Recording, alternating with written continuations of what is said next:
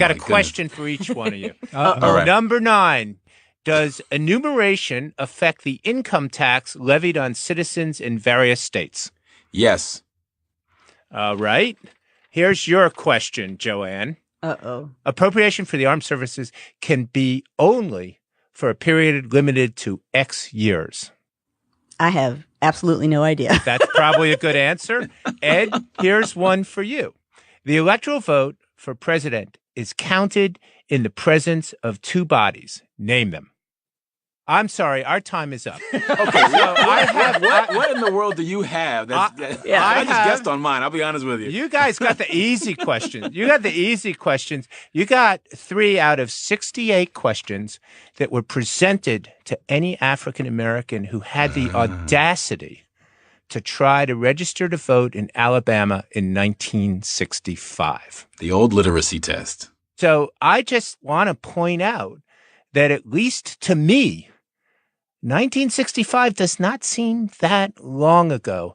And I love this archival document because it really captures kind of the end of the struggle to register to vote for an African American in Alabama in 1965, because you have to know that to even get to that point, that African American risked their employment, they risked the employment of their families, and in some instances, they risked physical harm and even death in the very act of trying to register to vote. And I feel pretty strongly about this as some politicians try to roll back protections for voters in recent elections, or talk about all kinds of voter fraud without backing it up statistically. I think people really need to understand how hard it was to vote for hundreds of thousands of Americans, in my opinion, not all that long ago. And how clearly, vitally central that is to democracy and power, because why else have those sorts of walls, right?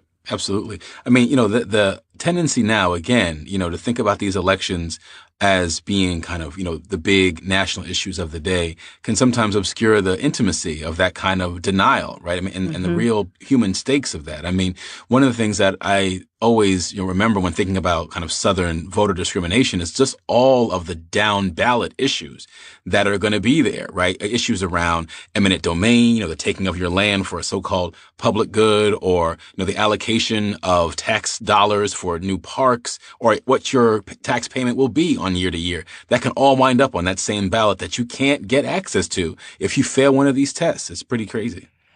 And the thing too, Brian, is that, if all of us were meant to learn American government that thoroughly, that'd be one thing.